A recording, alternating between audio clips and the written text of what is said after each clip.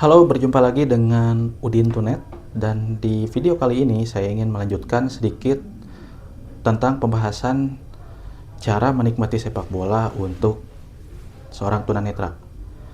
Apa kabar teman-teman? Tidak terasa hanya tinggal menghitung hari kita menuju ke hari kemenangan. Mudah-mudahan bulan Ramadan dan hari kemenangan nanti kita semua menjadi insan-insan yang lebih baik lagi untuk kedepannya. Nah, waktu di video sebelumnya kan sudah dibahas ya dua hal yang menunjang atau membantu tunanetra untuk menikmati sepak bola. Dan ini pengalaman saya pribadi, yaitu yang pertama ada pemandu jalannya pertandingan dan yang kedua adalah tiupan peluit wasit. Tentu berbeda dengan orang awas. Kalau orang awas kan menikmati sepak bola itu tinggal melihat layar saja, kemudian mereka berekspresi. Nah, kalau untuk tunanetra ya yang tadi, dan itu tentu sangat saling menunjang teman-teman.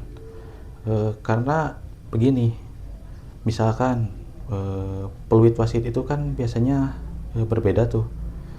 Kalau offside biasanya tiupan peluitnya lebih panjang ketimbang ada sebuah pelanggaran atau bola keluar lapangan gitu, meskipun memang tidak semua wasit seperti itu.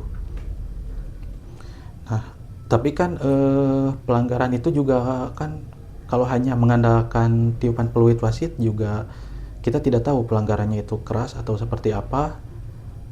Nah, untuk itulah kenapa saling menunjang dengan pemandu jalannya pertandingan, karena mereka lah yang biasanya mendeskripsikan ketika ada pelanggaran, pelanggarannya jenisnya seperti apa, apakah hanya mendorong saja atau menggunakan kedua kaki atau seperti apa. Nah, itu biasanya seorang pemandu jalannya pertandingan yang mendeskripsikan. Apalagi kalau pertandingan itu disaksikan oleh puluhan ribu supporter, tentu peluit wasit tidak akan terdengar. Nah, makanya yang menjadi hal yang paling penting adalah pemandu jalannya pertandingan. Mereka juga yang menjelaskan mengenai situasi di lapangan ketika ada pemain-pemain yang protes terhadap wasit, kemudian ada VAR checking ya sekarang nih, karena ada teknologi terbaru yakni video assistant referee. Nah, ngomong-ngomong soal video assistant referee atau VAR, ini menarik teman-teman ya. VAR ini memberikan perbedaan di era sepak bola modern sekarang ya. Nah, kenapa demikian? Karena VAR ini bisa membantu wasit untuk memutuskan suatu keputusan.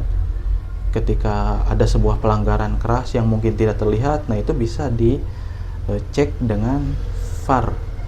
Nah, ini juga mengurangi setidaknya gitu, meskipun memang tidak menghilangkan, tapi setidaknya mengurangi pelanggaran-pelanggaran yang keras. Karena apabila pelanggaran-pelanggaran keras sekarang bisa dicek dengan VAR dan bisa mendapatkan hukuman yang lebih berat daripada sebelum-sebelumnya. Dulu sebelum adanya VAR itu pelanggaran dengan kedua kaki, misalkan menggunakan full sepatu saja, mungkin hanya mendapatkan kartu kuning atau bahkan sama sekali tidak mendapatkan kartu. Tapi sekarang pelanggaran-pelanggaran seperti itu bisa dicek melalui VAR. Dan ini tentu membantu meringankan wasit utama. Kenapa? Karena biasanya dulu nih, terus terang saja, saya dulu sering apabila ada keputusan-keputusan wasit yang taruhlah kontroversial gitu ya, itu saya sering mengatakan, wah wasitnya curang nih. Nah, sekarang tidak bisa seperti itu teman-teman, karena kan tidak hanya wasit utama tapi ada wasit VAR yang juga memantau begitu. Contoh seperti ini, ada seorang pemain lari membawa bola, kemudian tiba-tiba dihadang dengan hadangan keras. Wasit utama tidak melihat. Nah, apabila tidak ada panggilan dari ruang VAR, itu ya tentu tidak akan dianggap sebuah pelanggaran karena wasit utamanya tidak melihat dan tidak ada panggilan dari ruang VAR. Dan itu tentu tidak bisa menyalahkan wasit utama. Nah, selain itu, VAR juga menghadirkan drama-drama baru ya. Karena salah satunya waktu. Dulu injury time itu mungkin ya paling panjang hanya sekitar 5 menit lah, tapi sekarang bisa sampai 10 bahkan 15 menit karena terjadinya pengecekan VAR, meskipun tidak semua hal dicek oleh VAR, karena bisa wah lama sekali itu ya apabila semua hal dicek oleh VAR. Nah, bagi seorang tunanetra juga ada hal baru nih teman-teman. Ketika misalkan ada sebuah tim, misalkan saya menyaksikan pertandingan antara apa dengan apa. Nah, salah satu tim yang saya dukung misalkan itu mencetak gol ke gawang lawan. Nah, kalau saya pribadi sekarang saya tidak langsung berekspresi. Nah, kalau dulu kan ketika reporter sudah